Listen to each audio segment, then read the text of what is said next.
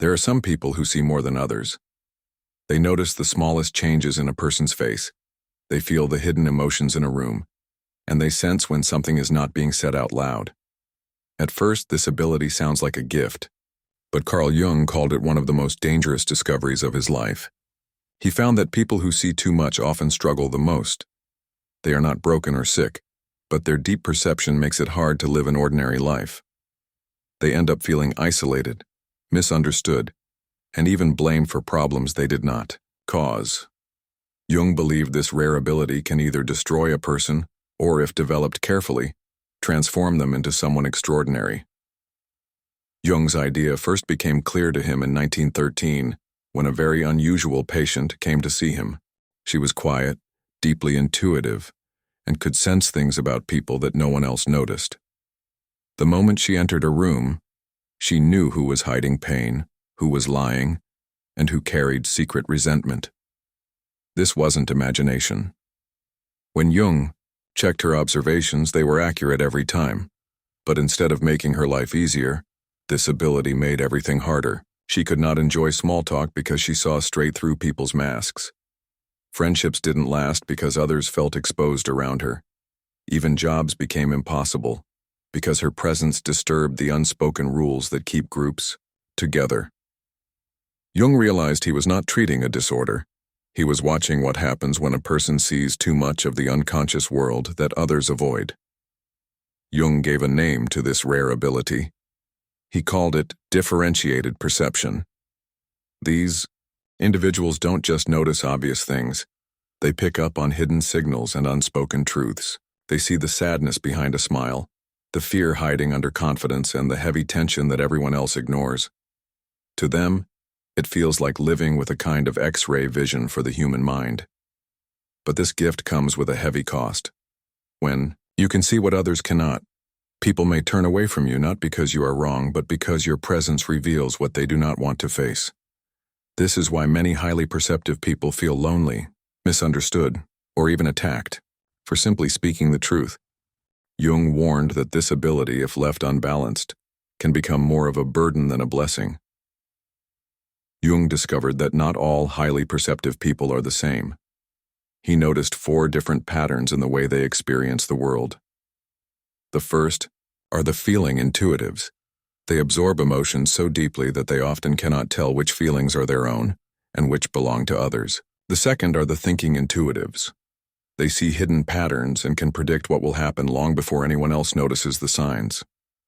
The third are the sensation intuitives. They sense the physical effects of emotions, such as illness, stress, or exhaustion, before the person even speaks of it. And finally, the rarest are the pure intuitives.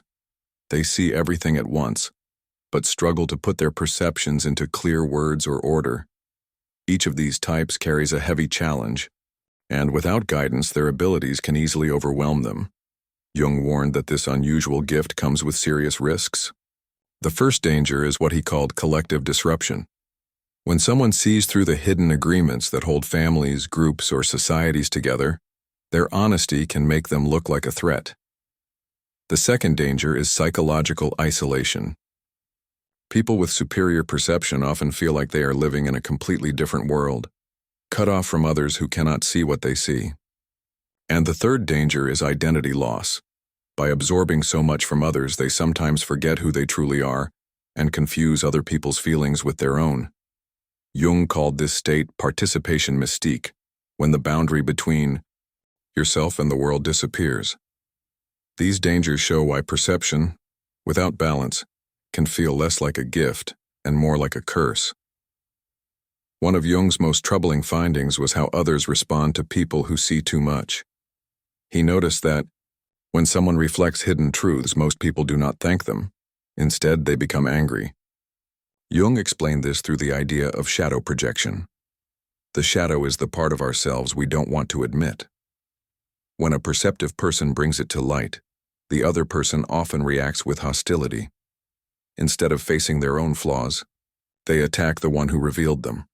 This is why many highly perceptive people end up as scapegoats. They are blamed for problems they did not create, simply because they noticed what others wanted to ignore. In this way, the gift of perception can turn someone into a target, not for their mistakes, but for their honesty.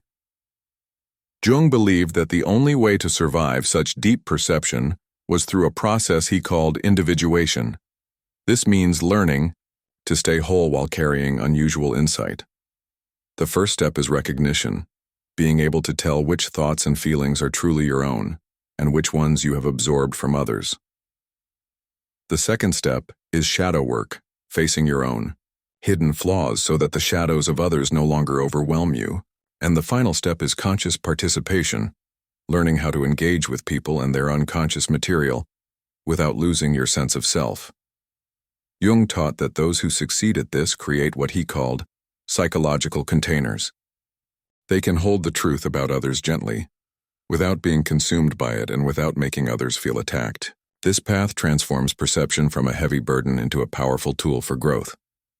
Jung looked at history to understand what happens when this gift is not integrated and when it is. He studied the philosopher Nietzsche, who had brilliant insight, but could not balance it. Instead of using his perception to heal, he used it as a weapon which led to isolation and eventually collapse. On the other hand, Jung admired the mystic Meister Eckhart, who also had extraordinary perception but turned it into wisdom and service. Eckhart used his insight to guide others with compassion instead of judgment. Jung also reflected on his own life. During his famous confrontation with the unconscious, he almost lost himself in overwhelming visions. But by working through them, he discovered how perception could be integrated. These examples showed Jung that perception alone is not enough. It must be shaped with humility, wisdom, and balance, or it can destroy the one who carries it. Jung understood that highly perceptive people cannot walk this path alone. They need the right kind of relationships to survive and grow. The first kind is with other individuated people, those who have also faced themselves deeply and can meet you with honesty. The second kind is with people who are actively working on their own inner growth through therapy, self-reflection, or spiritual practice. They may not see as much as you do, but they understand the value of the process. And the third kind is what Jung called natural containers, people who may not have special perception, but who have lived through enough challenges to offer stability and strength. With such people, the perceptive individual can finally feel safe and supported. Jung taught that by carefully choosing who to share with and revealing insights slowly, perceptive people can protect themselves while still offering their gift to the world. For Jung, the key was transformation. He believed that the same perception that isolates and overwhelms a person can also become their greatest strength once it is integrated. He described 4 stages of this journey. The first is recognition without overwhelm, learning to accept the gift instead of fearing it.